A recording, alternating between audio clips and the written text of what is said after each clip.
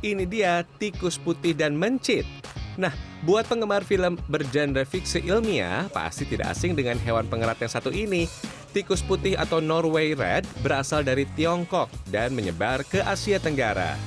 Mengutip data Foundation for Biomedical Research Amerika Serikat, 95% hewan percobaan di laboratorium adalah tikus.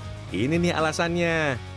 Uji preklinisis itu uji keamanan suatu kandidat obat atau kandidat vaksin. Nah, itu kalau kita akan membedah hewan itu, jadi kita akan melihat pengaruhnya terhadap organ hati, pengaruhnya terhadap organ ginjal, paru, bahkan memang dia kalau kita buka, kita kan bedah ya hewan-hewan ini, dia memiliki kemiripan morfologi tapi ukurannya kecil ya. Kita mau yang ini. Saat ini saya ada di salah satu peternakan tikus di Serua Indah, Ciputat, Tangerang Selatan, Banten. Di tempat ini ada 1.000 lebih tikus yang dikembangbiakan. Selain tikus putih, di sini juga diternakan mencit. Hewan dengan nama latin Mus musculus ini adalah anggota Muridae atau tikus-tikusan berukuran kecil. Ukuran tikus putih bisa mencapai 40 cm, namun ukuran mencit jauh lebih kecil dengan panjang 12 hingga 20 cm.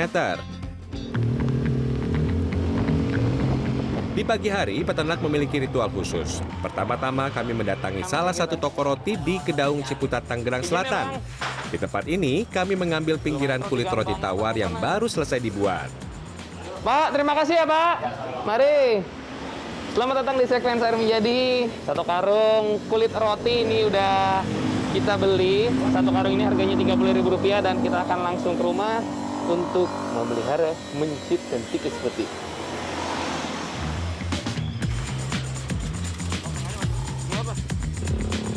Selanjutnya kami berangkat ke tukang kayu untuk mengambil serbuk kayu sebagai alas tikus.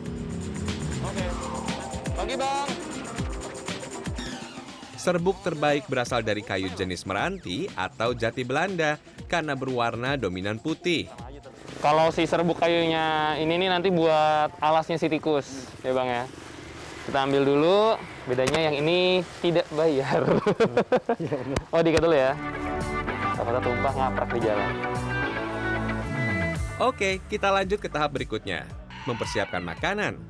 Ada nasi, pinggiran roti tawar, dan juga pur. Tidak ada makanan khusus untuk tikus putih, karena hewan pengerat ini merupakan omnivora alias pemakan segala. Kita hanya perlu memperhatikan takarannya. Setelah semuanya tercampur, waktunya memberi makan 1.000 lebih indukan dan anakan tikus. Dalam sehari, tikus hanya diberi makan 1 kali, namun porsi ini bisa ditambah jika ingin mempercepat proses pembesaran. Idealnya, tikus makan sekitar 10 hingga 15% dari bobot tubuhnya. Makanan tikus harus mengandung protein, lemak, serta serat kasar. Kebutuhan atas protein didapat dari buah atau sayuran, namun jenis makanan tersebut bisa juga didapat dari pur. Sementara karbohidrat dan serat kasar diperoleh dari ampas roti. Proses memberi makan di pagi hari juga menjadi ajang memantau kondisi kesehatan tikus. Jika ada tikus yang enggan makan atau cenderung tidak aktif, maka akan dipisahkan di kandang khusus. Oke, waktunya makan, feeding time. Sekotak ini ada sekitar 100-an tikus ya. 100-an tikus ataupun mencit yang ini sebagian besar adalah indukan atau yang perempuannya. Dan pemirsa, kalau lagi memelihara tikus, salah satu faktor yang harus dilihat adalah ini tikus mau makan nggak? Kalau tikusnya itu cenderung nggak mau makan atau diem, nah itu hawa-hawanya tidak akan bertahan lama.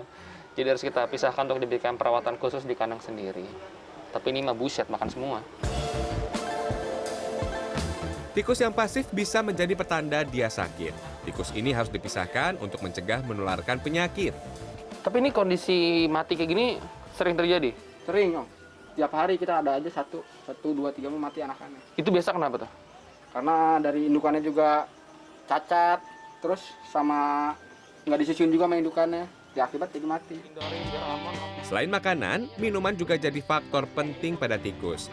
Bila makan buah dan sayuran, tikus akan jarang minum. Tetapi bila diberi pakan kering seperti campuran roti, nasi, dan pur, tikus akan minum lebih banyak. Selesai makan dan minum, waktunya membersihkan kandang. Buang alas serut kayu yang kotor, kemudian ganti dengan yang baru dan kering. Serbuk kayu diganti 3 hingga 5 hari sekali untuk mencegah tikus berbau stres. Nah ini yang unik. Biasanya kan kalau tikus dikenal dengan jorok, mainnya di got, di kubangan. Yang ini mohon maaf, tikusnya kalau kandangnya kotor ya Bang ya, waduh, tidak mau makan, tidak mau minum, yang ada juga malah jadi kurus, nggak mau kawin juga, waduh, ujung-ujungnya mati dan kita rugi. Tikusnya bersih sekali ya ini ya. Jadi keluarin ya. Oke, yuk. Pindah kandang bos, pindah kandang bos. Satu lagi pemirsa, temperatur di dalam kandang juga menjadi salah satu faktor penting ketika beternak tikus putih dan mencit. Kandang harus sejuk dan memiliki sirkulasi udara yang baik serta tidak terpapar sinar matahari langsung. Sebab bila terlalu panas, tikus akan mudah mati akibat heat stroke. Iya jatuh. Iya. Iya, kabur. Kabur. Nah. Oke. Udah. Sekarang waktunya kita mengembang biakan tikus putih dan mencit.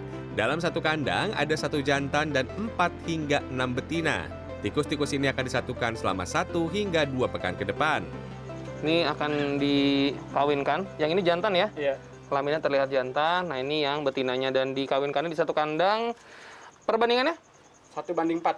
1:4. 1 jantan, 4 betina. 4 betinanya ya. Oke. Wah ini besar sekali. Berapa lama didiamkannya biasa? Paling seminggu, 2 minggu udah hamil. Hamil ya. Nah, ini dia tikus yang baru lahir. Anak tikus dan induknya akan dirawat di kandang khusus selama 3 pekan ke depan. For your info pemirsa, tikus peliharaan dapat hidup hingga 4 tahun dengan perawatan yang tepat. Sementara tikus liar mampu bertahan sampai 3 tahun. Wush. Aduh, dia kalau sedang masa kawin tuh emang lebih sensitif ya.